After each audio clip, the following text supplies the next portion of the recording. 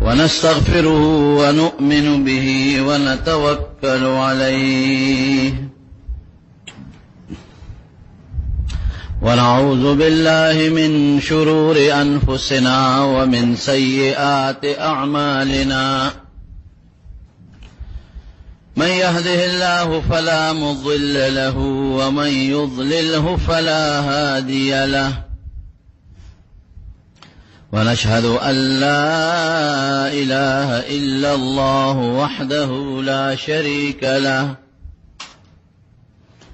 ونشهد أن سيدنا وحبيبنا وشفيعنا وسندنا ورحمتنا ومولانا محمدا عبده ورسوله أما بعد فقد قال رسول الله صلى الله عليه وسلم إنما الأعمال بالنيات وإنما لامرئ ما نوى فمن كانت هجرته إلى الله ورسوله فهجرته إلى الله ورسوله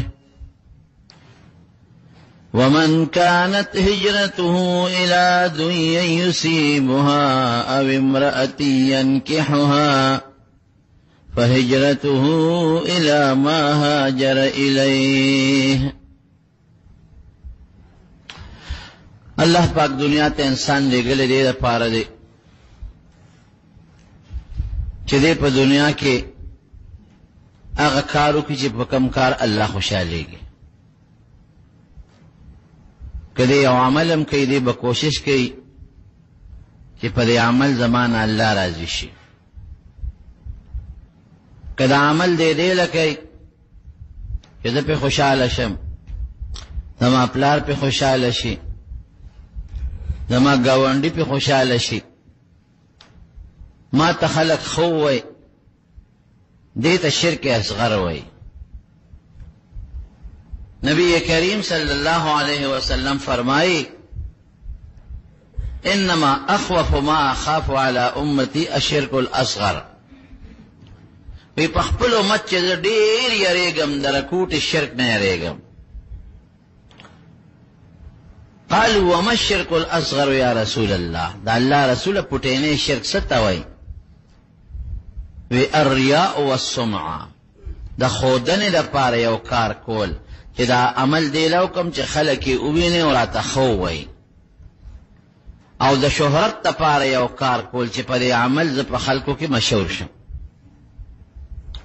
غټ شرک خدای ته وی سړی بت ته سجده کوي دا یو مثال شو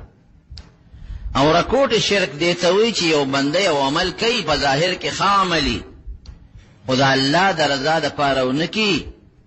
د بل څه مقصد د پاره وکي. نو مسلمان چې عمل کوي د دې عمل نه به مقصد د الله رضای. دا ما چې کوم حدیث اولست یو صحابي دی یو سړی دی نو مې بالکل نه دی معلوم ټول تاریخ دا حدیثو چې ولټه نوم به معلوم نکي. هغه هجرت کړو یو خځه سره مینا وا محبتو نو دوته د نکاح پیغام ولېږي چې ما سره واده کا خځه وته وی چې د سره واده کوم خو په دې شرط چې ته مدینه ته هجرت وکې او که مدینه ته هجرت نه کې در سره واده نه کوم د ودا خواصانه ده نو د مکې نه مدینه پورې هجرت وکړه. دا تقریبا 350 کیلومتره مزل دی لګ نه دی. علیه السلام ته چالوي چې د سړی خو د خځې د نکاح لپاره هجرت وکړه. هجرت خو به الله لکه چې الله خوشاله شي. هجرت خو به دی لکه چې په مکه کې د خپل اسلام او د دین کار نشم کولای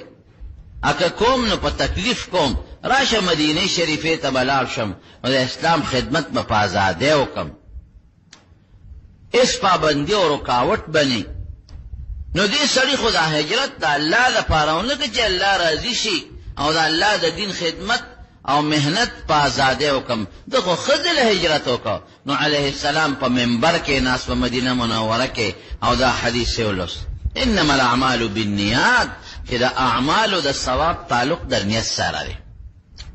که نیت ته خو ثواب به درته میلاو شي، او که نیت ته خراب و ثواب به نه میلاویږي، او چې نیت څومره اعلی دی ثواب به زیات میلاویږي، او که نیت کمزور ثواب به کمزور میلاویږي. او بیا فرمایل، بیا مثال ورکوي، هغه څوک چې هجرت د الله او د رسول دپاره فهجرته مقبوله الی الله ورسوله، د دې هجرت الله او رسول ته مقبول دی. اذا الله او د رسول د رضا دپاره الله خوشاله شي او رسول الله خوشاله شي. او هغه څوک چې هغه هجرت د دنیا لپاره چې دا دنیا وګټم،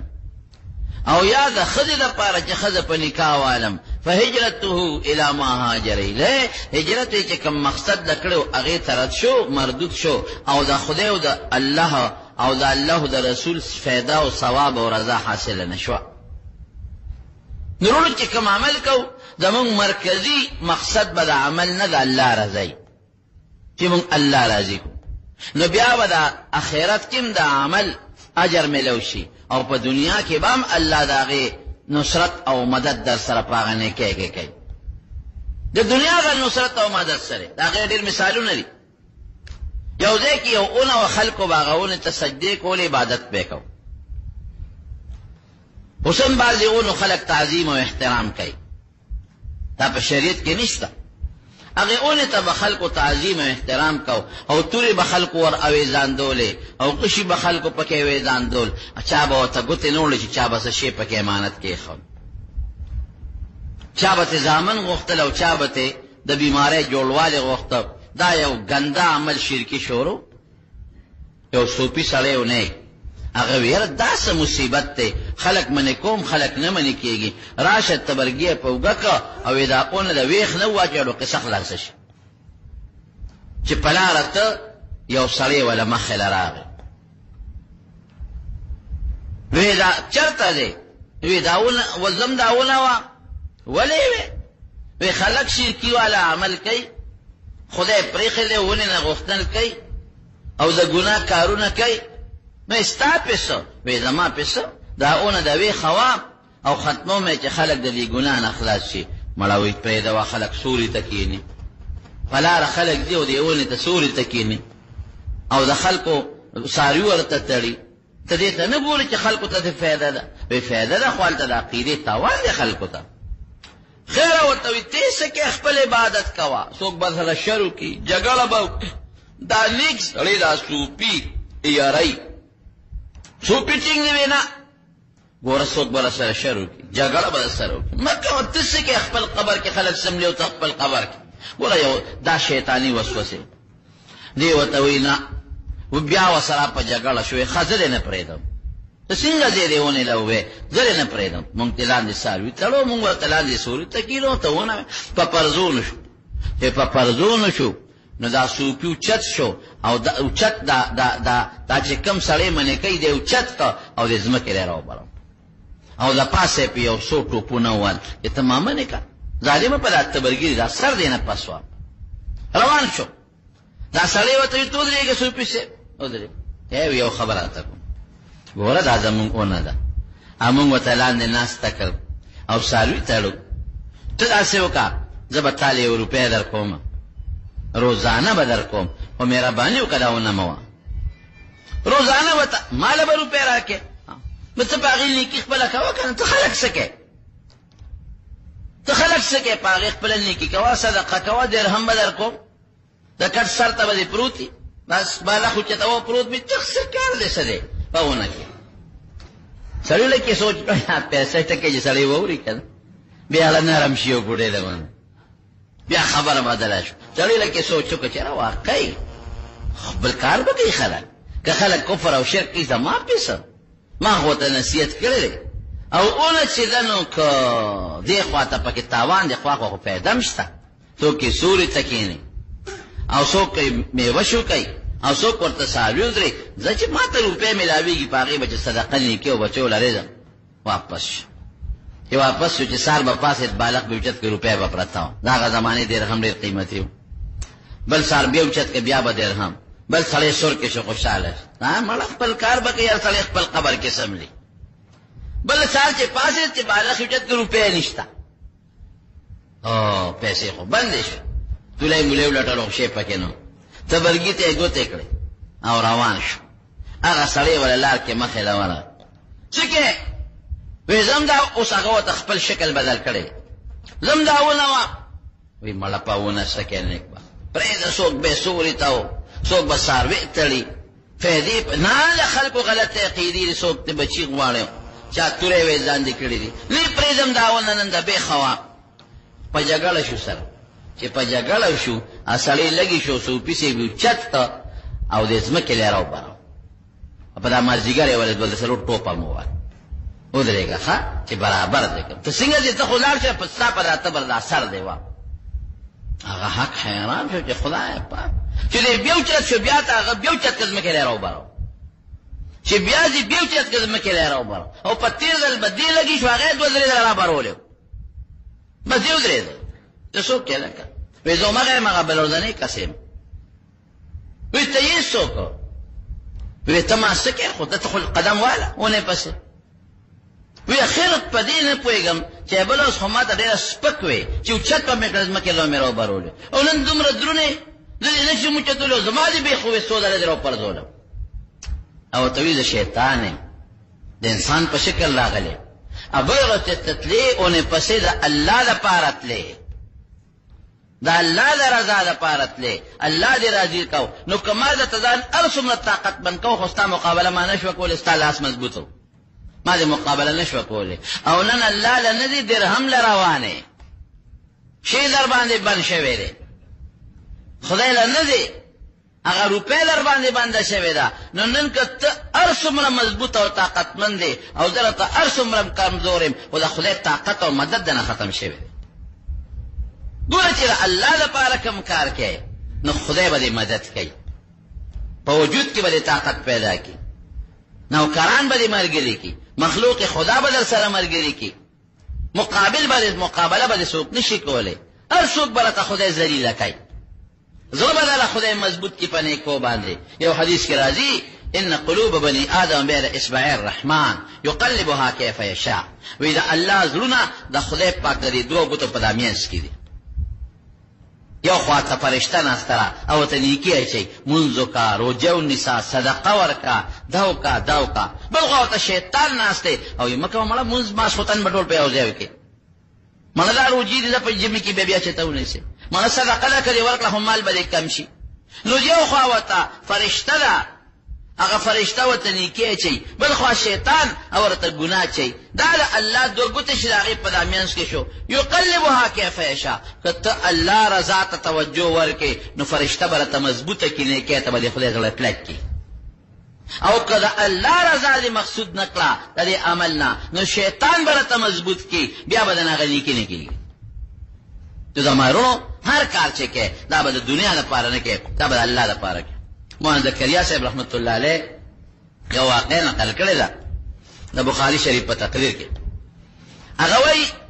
یو سړی په لاره ته یو ځنګل کې یو جومات هغې ته ننوت وایي چې ننوت نو دې کوټې ته چې ننوت نو په کوټه کې په دریو ګوټونو کې درې کسان ناست دي د جومات کوټه د جومات یو ګوټ کې یو سړی ناست دی او قبلې ته مخ کړی دی خپل الله یادوي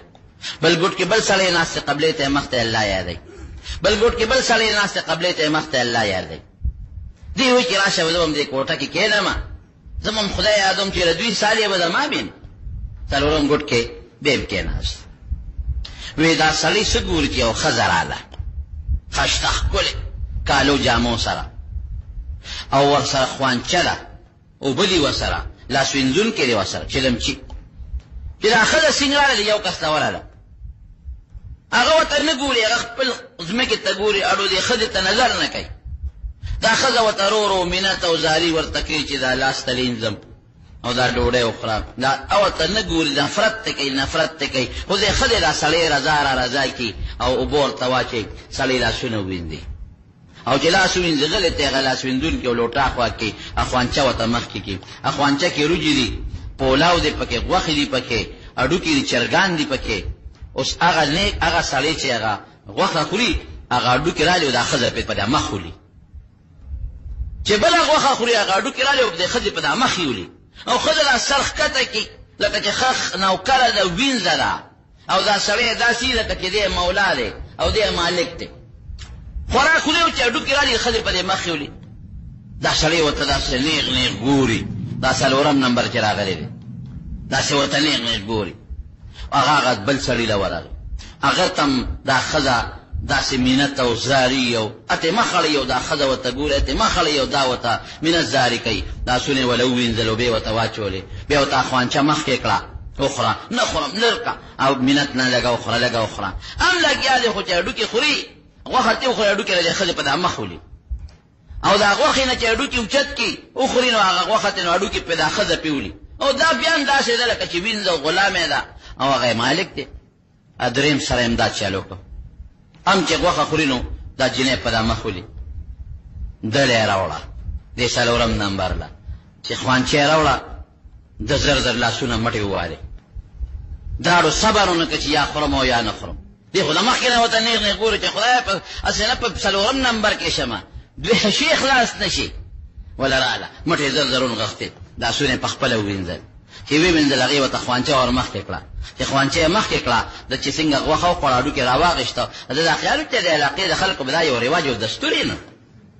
چې څوک د غوښه ډوډۍ راوړي نو هډوکې باندې په مخ وله دا یو رواج دی او دستور به یې لري خلکو ځکه هغه هم دا چل وکړه بل هم دا چل وکړه بل هم دا چل وکړه د چې څنګه هډوکې نه غوښه وخوړه هډوکې راواغېسته هغه جنۍ په دا مخ وویسته جنۍ ته غلو خیخ واراخ که ورپاسېده او یو 15 څپېړه یې ووو دا خدای بې خو باسه خدای دې غر کا او تباه کا ما دله اوبه راوړې لاس دې وینځل ډوډۍ مې دله راوړه نو اوس ما په هډوکو ولي خورې وخوره که ډکېږي ډک شه ګنې ده نه ډوډۍ خوړم ښه یو څو څپېړې دا سړی ووم او ورته وایي چې دا ولې دې په هډوکي وویشتم وایي ما خو وایي چې دا د علاقې رواج دی دستور دی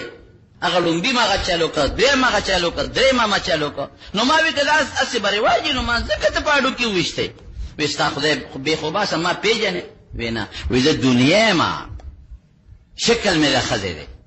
د دنیا مال یم د دنیا ډول یم او د دنیا عزت یم د دنیا یم دا درې چې ګوټونو کې دي دا مانه خپلي زه یې پرېښیم او الله پسې منډه وایي رضا کومې ځان ته یې راړم چې د الله نه ما طرف ته را متوجه شي هغې ما سره نه رضا کېږي اوبه م ورته اچوم مینت هم ورته کوم ډوډۍ خوانچه هم ورته اږدم پر هډوکي مې ولي بیا هم ترې نه خفه کېږم زم چې دوی ما ته متوجه شي او الله پرېږدي خو هغې ما ته نه متوجه کېږي ډوډۍ مو خوړه خو الله ته یې مخ دی او تا خدای بې خو باسه تا خو چې د راننوتم نو پولاو ته دې سترګې خړې کړې وې تا خو دې ته نیغ نیغ کتل ما راته خیال نو چې دا به کله ما له راځي او دې مال به دې خوله کې شونډې اوبو چېدې او بیا به دې چپ چپ کول ته خو ما نه منډې وې در پسې زغلوم که دویم هډوکي دله ووایي چې دا مخ دله وشلومه ایرونو دا حقیقت دی ګورې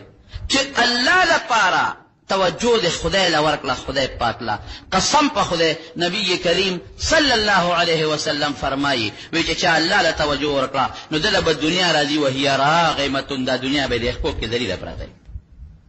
او کنه ټول توجه له دنیا له ورکړه خدای ته شا کړه نو زور پسې وی د شپې بم دنیاي ورځې بم دنیاي او په خوبونو کې بم دنیاي او جن لاس به د اونر نه ډکې سترګې به مړې نه کم ټوله شپه او ورځ به منډې وې او لاس کې به د دنیا ساماني بل لاس کې د دنیا سامان دنیا به در پسې ته به ترې منډې وې نو لاس به د شغل ډک کم خو سترګې به مړې نه کم یو سړی جومات ته راننوته او چې جومات ته څنګه راننوته نو جومات کې دقسې یو امام صاحب و غریب ناست و هغه له چا سره ډوډۍ ترکاري بنګلی دال څه شی راوړو تیار چې څنګه راننوت ملا صاحب دې سړي ته وایي راشه مېلمه ما سره ډوډۍ وخوره وایي څه شی دی هغه وخت سره چې څه پراته دال یا ساګ وایي دا شی دی زه ملا صاحب زه دال ساګ نه خورم څه خورې زه به مرغ پولاو خورم هغه پولاو چې چرګ پکې پروت دی ملا صاحب وته غوسه چې تا خدای بې خو باسه زما خو دلته کې بله عمر د امامت دی چې ما ته خو چرګ او پولاو څه پر په سترګو نه لید ته نن رالې مېلمه شو چرګ پولاو غواړې پلار لري پلار ګوټ دې کړی که پلار ځمکه دې کرلې ده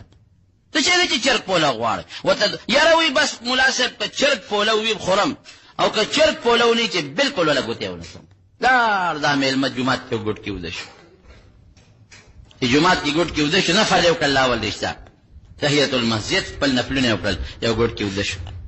چې دې څنګه وده شو ملا صاحب هغه خپل دال ساګو خوړل او سم لاسته لږ ساعت په د شپې یولس تیمې 12 شوې چا دروازه وواله ملا صاحب اوسه چې خدای د شپې څوک دی چې پاسې دروازه کړو کسو یو ښځه ده خوانچه کې وسره چرګ دی او پولاو دی دا حالا دا ورته وایي چې تاسو څنګه د شپې دی راوړه وایي زوی مې چېرته روک شوی و ما نظر کړی و منښته مې کړې وه چې زما زوی خدای پیدا کړي بل کار به هله کومه چې دقسې د چرګ پولاو پوخ کړم او جومات ته استاجي یوسم زوی مې خدای نن را پیدا کړ نو لاړم وریجې مې پخې کړې چرګ مې را پیدا کړ مې پوخ کړ نو اوس ته دې نه فارغ کړم دا مې تاله راوړم ملا صاحب په پیش دا هماله نه دی راغلی هغه سړی پاسه هغه خرړار کوي په خوب کې را پاسه اشنا شی در راغلی پاسه تاسو غوښته او ورته څه وایي ګوره زه چې کم کار کوم په دې نیت نه کوم زه د الله دپاره کوم او چې څه له خدای نه غواړم مال یې راکوي تا ته دال ساګ پروت و مې نه خورم خدای نن به همدقه شی راکوي دا د خدای پاک راله راوست زمارونو دا د رسول الله مبارک د حدیث الفاظ دي چې ته د خدای د رضا لپاره کم عمل هم کې نو اتتک الدنیا وهي راغمه دنیا بدل راځي او خپو کې به دې ذلیله پرته نو کم کار چې سړی کوي دیر دا کار نه دا مقصد نیت دې دا وګرځي مقصد دې دا وګرځي په دې زمانه الله راضي شي دې لپاره نه چې زما له خوشاله شي دې لپاره نه چې زما بچي خوشاله شي دې لپاره نه چې زما پلار خوشاله شي دې لپاره نه چې زما تربوران خوشاله شي دا نیتونه رسټو کا ولی دا زړونه د الله په لاس کې دي چې الله خوشاله شي نو زوی هم درنه خوشاله وي چې الله خوشاله او تربور هم درنه خوشاله وي چې الله خوشاله او گاونډي هم درنه خوشاله وي چې الله خوشاله پلار بم خوشاله نیکه بم خوشاله زمیدار بم خوشاله ټول بدن خوشاله او که الله خوشاله لې مقصد دغه دی د حضرت عمر فاروق رضی الله عنه زمانه ده د ایران یو شهنشاه یو شاهزاده گرفتار شو او دا شاهزاده ډېر خطرناک سړی حضرت عمر فاروق رضی الله عنه وی چې خدای د دنیا علاقې فتح شوې مصر فتح شو ایران کې د فارس او د کسرا غونډې علاقه فتح شو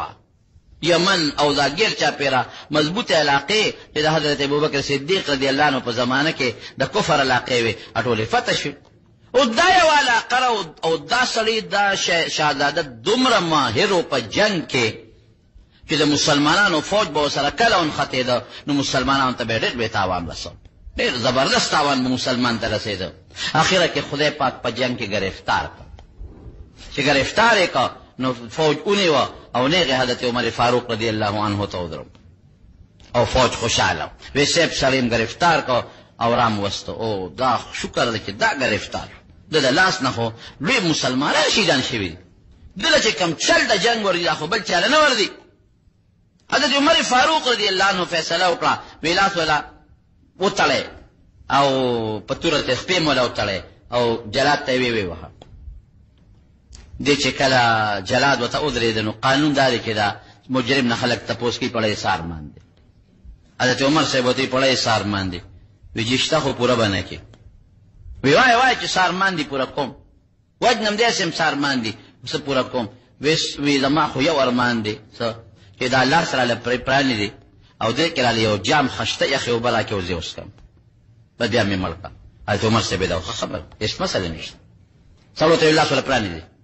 او خشته یخ بوله مزیدار راوړې دا د اخیری ارمان چې ویس کې چې به مړ چې به ولا سنگړې دی لاس کیونه وي دې پړه چې دو شو وشکا کنه دې رپی الکه وبم دل درکړې رپې ولې وې سې بیا رېګم اسنه چې زه بخلې تکم او جلاد ته حکم وکي او جلاد مې په دې وبو په دامیس کې ونه وي په دې رېګم وې نه چې تا ترسو د وبلیس کله کنه بیغم اوسا چې ترسول د وبلیس کله هغه پور دې موږ نه وجنو یا امیر المؤمنین یا رېګم ګوره د اشتیایم درو خورته نه ترسو چې د وبلیس کله هغه پور دې موږ نه وجنو بیغم او بوسکا بډس چې هغه جام د وبو پزمکا وغورځاو او بته شوي وېزا اوس مې نشي بجلې حضرت عمر صاحب پوه شو چې دا خو ډېر زبردست چالاک وخته واقعي ما خدا خبره کړې چې ترڅو د وبنيس کړي نه دی وجنما او بخو هغه ستوي کړ خوشکی نشي اوس به سره سکو مرګور وته نه صاحب سړی ډېر چل باد چلی سره مړی کوي نه دروغ نه ویم الله خفه کېږي. ما خولې نه دا ټکې وتېرې چې تر څورې ته بنیس کلي نه دی وجنم. اوس هغه به غسکي نه شي، هغه په ځمکه توی شو، کمبخت په ځمکه وغورځول، چلې را سره وکړه. نو زه دروغ نه ویم، رښتیا به ویم. بس که دې خلاصېږي خلاص دې شي، خو الله نه خفه کوم. زما ژوند خو دې لپاره چې من الله رضا شي. په دروغو خو الله خفه کېږي، په رښتیا باندې خوشحالېږي. زه ویې لکه ډېر سخت درته غوسه وم چې ته به زما ګوتو له کله راځې، اوس خو دې وجلې نه شم. ما ویلې چې تر څورې دغه اوبه نیس کلي نه دی وجنم، اوس تا هغه اوبه خو څکې نه شي. زما د مرګ نه بچ شوې. شهزاده پرېښود. چې څنګه یې پرېښودو نو شهزاده چې خلاص شو وی بری شم وی کلمه شهادت راته ښایه. اشهد ان لا اله الا الله واشهد ان محمدا عبده ورسوله. مسلمان شو. شهزاده ته چا وی ګوره دې ته موسو او عمر صاحب اخلاص ته مګوره د الله رضا او نیکی او د شهزاده هغې ته مګوره. شهزاده ته چا وی کم بخته چې هر کله مسلمانې دی نو مخکې وی نه مسلمانې دی، کله په توره والي بیا بسو وی مخکې ځکه نه مسلمانېدم چې بیا به خلکو وی چې د مرګ نه ویرېد نو مسلمان شوم، او اوس ځکه مسلمان شوم چې زما په اسلام کې د مرګ یره نه صرف د الله رضا یي. زما د اسلام مقصد صرف او صرف دا دی چې من الله راضي شي. بس دویمه خبره پکې نشته. نو که مخکې مې اسلام راوړو نو پکې د مرګ یره م راتله، اوس پکې د مرګ یره ختمه صرف د الله رضا. بس مسلمان شوم. حضرت عمر فاروق رضی الله عنه له دومره لویه مرتبه ورکړه چې حضرت عمر مشیر شو. مشیر او د څه مشیر شو؟ د دفاع د وزارت، یعنی د فوج د محکمې مشیر یې وګرځاو. ته زما نن پس د فوجي محکمې مشیر وګرځېدې، د دفاع د محکمې دا ډېره مضبوطه محکمه ده، د هغې ته زما مشیر شو. د مارونو اصل څیز به زمونږ د مونږ نه دی چې دا مونږ دې لپاره کوم چې د مانه الله رضا شي، دا روژه دې لپاره نیسم چې لوی رب رضا شي، دا صدقه دې لپاره ورکوم چې د مانه الله خوشحاله شي او الله رضا شي، دا حج کوم، دا عمره کوم او دا نفلونه کوم او دا ذکر و تسبیحات کوم صرف دې لپاره کوم چې د مانه الله راضي شي. بس چې الله راضي شو مسئلې او سیستمونه به ټول د الله په لاس کې دي. ان من شيء الا عندنا خزائنه وما ننزل الا بقدر معلوم. دا هر شي خزانه خو د پروردگار سره دي. چې دنیا کې څه دي، په ځمکه څه دي او په اسمانونو کې څه دي، د دې ټولو خزانې الله سره دي. نو موږ چې عمل کوو نو زمونږ په عمل کې به لومبې نیت د الله رضا وي. موږ چې مونځ کوو موږ څه وایو؟ نیت مې وکړه څلور رکعته فرض د مازدیګر خاص الله لرا، خاص خدای تعالی لرا. دا وایو که نه وایو؟ دا ټکي پکې ولې او عربی کې چې یو سړی وایي نویت ان اصلي رکعات العصر لله تعالی یا لوجه الله، دا ټکي به پکې وایي چې د الله دپاره. جنازې مونځ کې څلور تکبیره د الله دپاره، الله خدای تعالی لرا. د اختر مونځ کې دا ټکي وایي چې الله تعالی لرا. نو چې کم عمل هغې کې اخلاص وي او نیت دی چې خدای پاک دا عمل خاص دی لپاره کوم چې ته په زمانه راځي شي، بس خبره دې مضبوطه شوه چې الله دې په یو شي رضا که نو خو پروردګار سره خو ارزه خو پروردګار سره دی، بیا یې اراده څه ده. نو د مارونو هر عمل چې کې نیت به پکې د دې خبرې کې چې زمانه په رب العالمین راضي شي او زمانه په خدای خوشاله شي. نو ځکه نبی کریم صلی الله علیه وسلم په منبر د پاسه اعلان وکړ، بلکہ بخاری شریف کے وجہ کے راضی یا ایها الناس اے خلقا تما دا اعلان وره انما الاعمال بالنیات یا العمل بالنیه ګوره دا عمل تعلق د نیت سره دی. که نیت خو مزیدارو نو ثواب بدل خدای پاک قدر کی.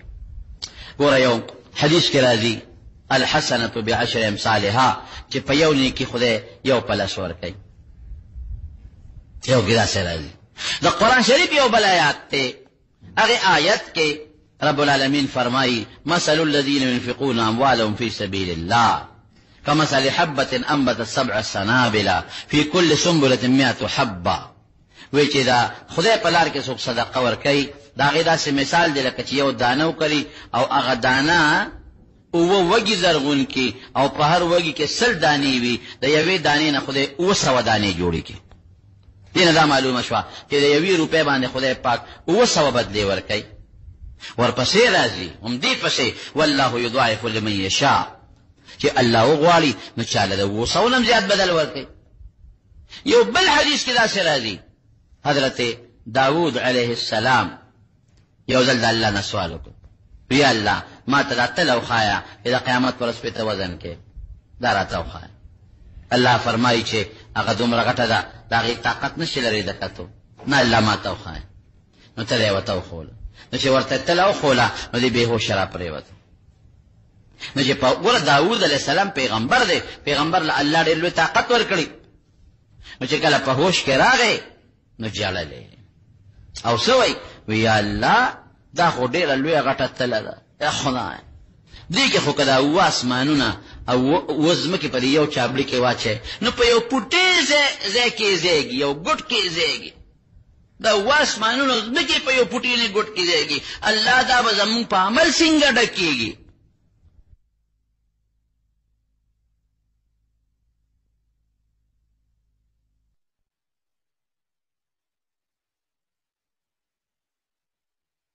خدای پاک مړ کړی دی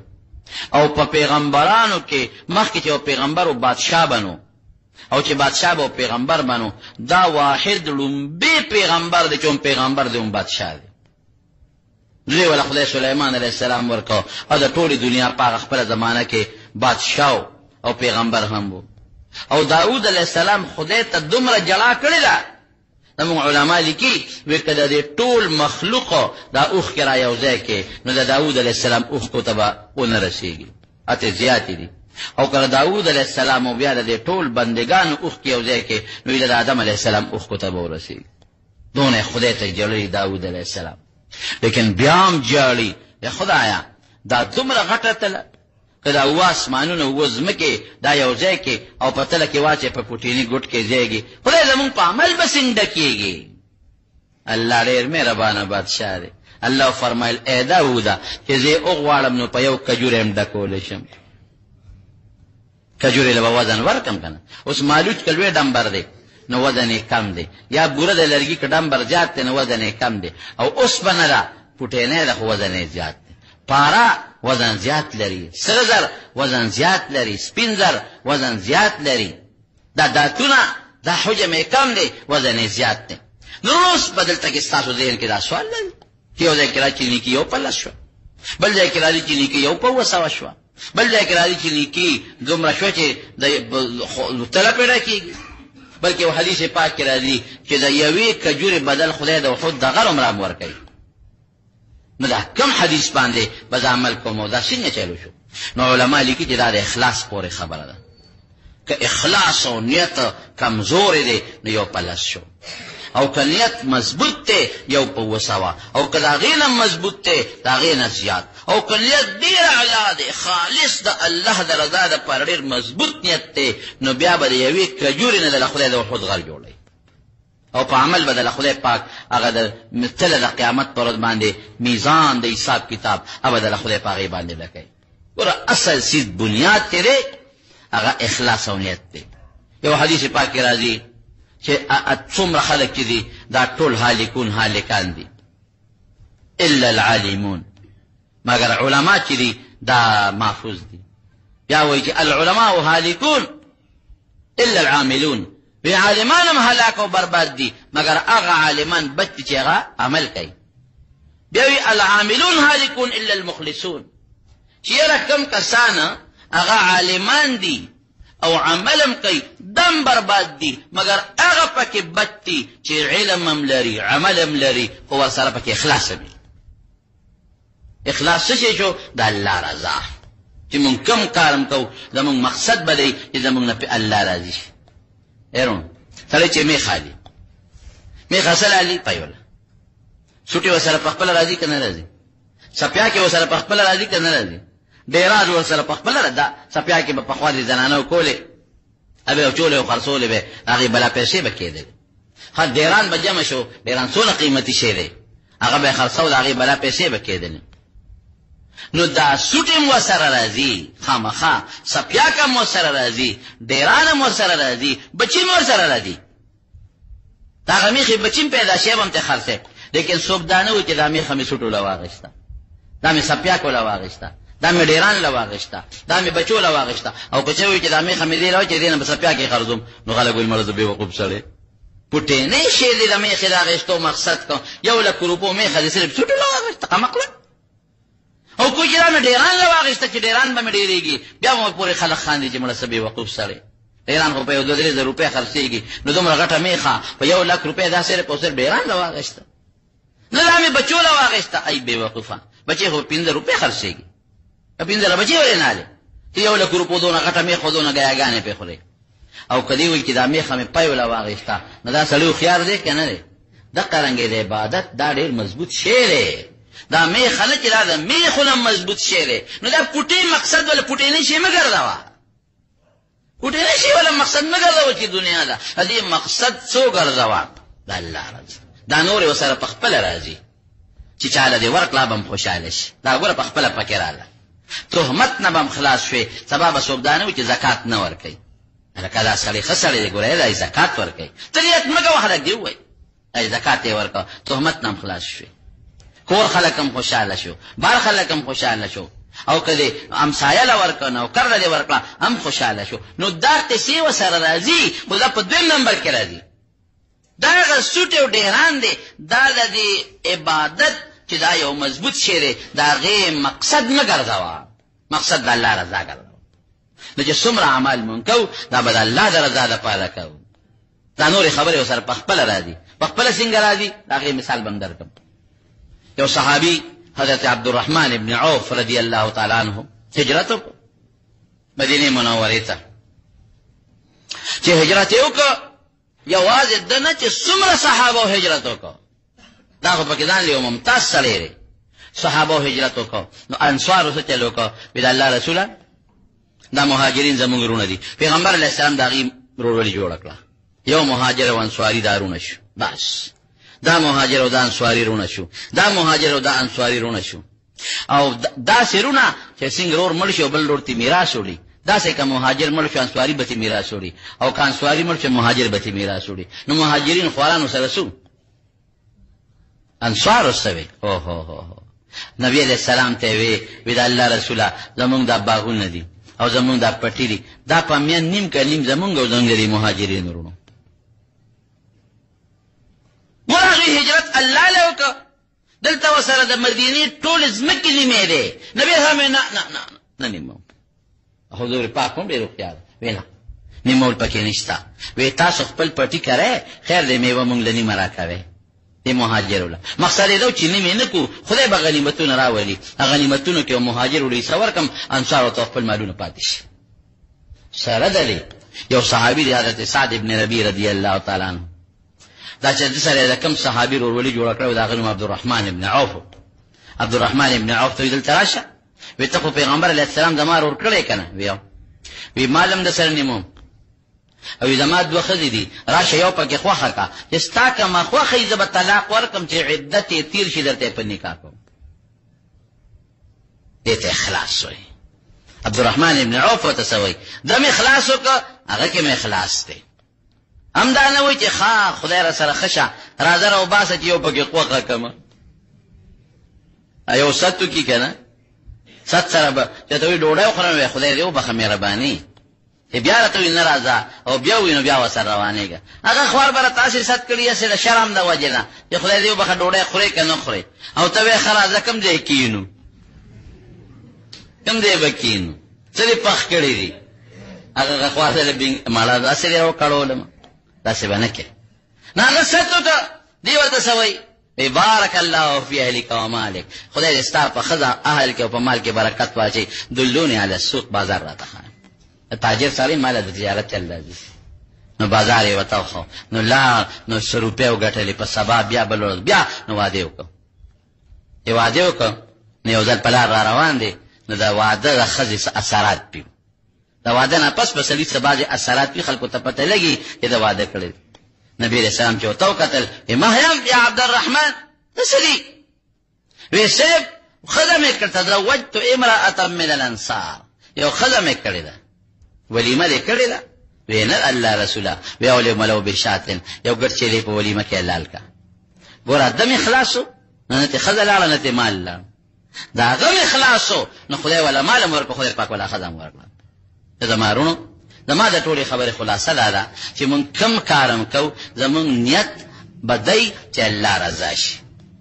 زمونږ دې ته اخلاص وای، دې سړی ته مخلص وای چې زمونږ الله راضي شي. نو په 1 روپۍ کې بدله خدای ډېر بدلی درکې، هم دنیا کې هم آخرت کې.